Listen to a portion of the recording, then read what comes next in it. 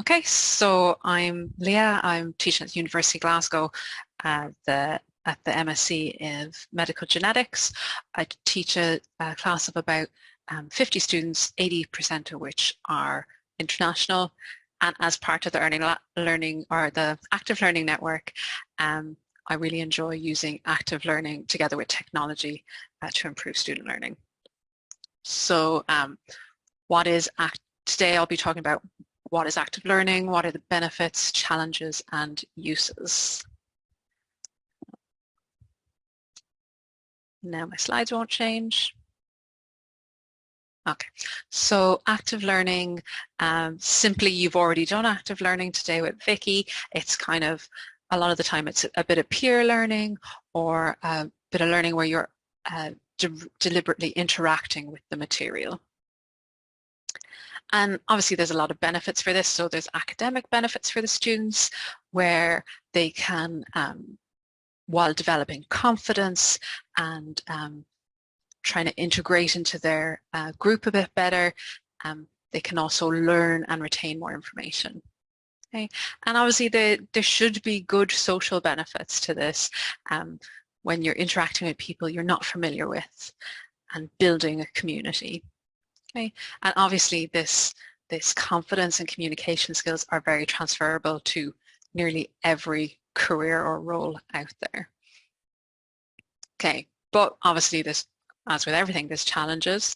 So the challenges for the lecturers when using active learning is that it can kind of be a high risk approach. So it can take quite a bit of time to design an active learning session. And also it can not work when you go into the session with certain different cohorts. And that can be quite frustrating. Okay. And then obviously the students also have their own challenges, right? So a lot of the time they might feel like the teacher's not actually teaching because they expect to have a lecturer or teacher to just teach directly towards them. Also, they can feel a bit of resentment and frustration at having to do something so unfamiliar and alien to them. So I was going to talk about this kind of in the context of one of the issues we had in our group this year. It was maybe January, February, and some students came forward that they had felt maybe that they were being excluded a small bit or judged by certain other students. They didn't feel it was serious enough to report, but they just felt a bit uncomfortable with some people. And obviously, we took this quite seriously. We discussed it with the students, and we thought that maybe it seemed like perhaps this was something related again to COVID, that we had predominantly all our students coming from backgrounds of where they had been in a pandemic related degree. So they had mostly worked in isolation, mostly remotely, and they hadn't really interacted with so many people in a long time.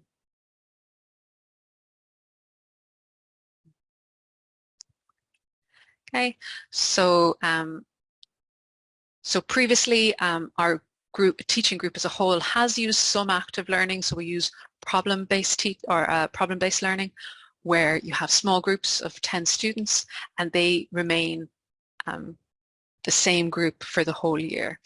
And this obviously should have promoted integration and collaboration and a kind of a sense of belonging, but obviously more needed to be done.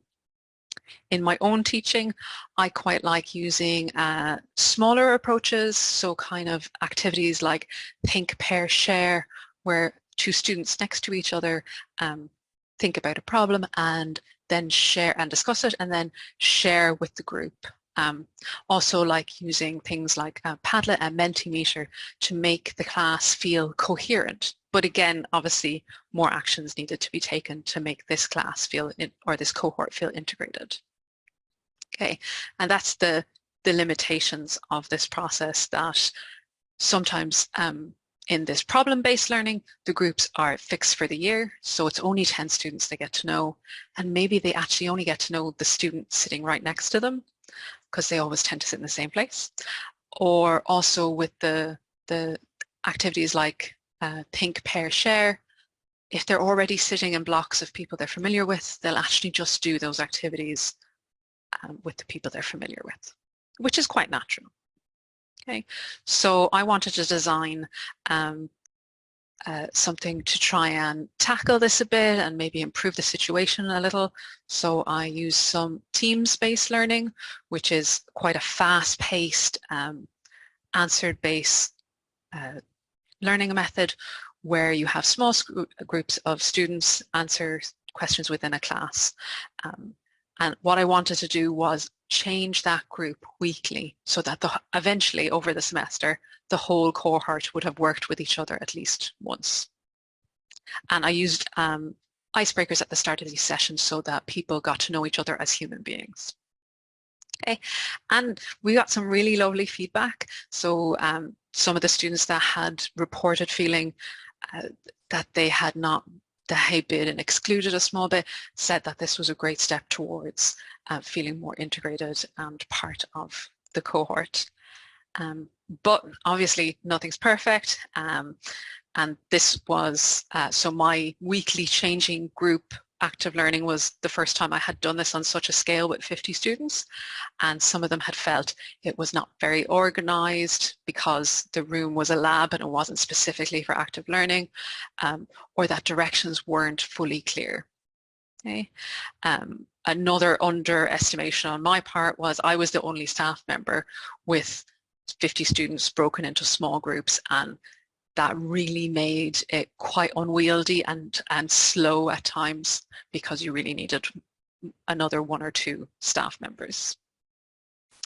So kind of going forward, looking to next year and also kind of the research methods we can use to see how these students engage with this, we want to make sure we have extremely clear motivations for these students so that they can know assessment-wise, because assessments rule them, what is their motivation, and to make that clear at the start and end of a session.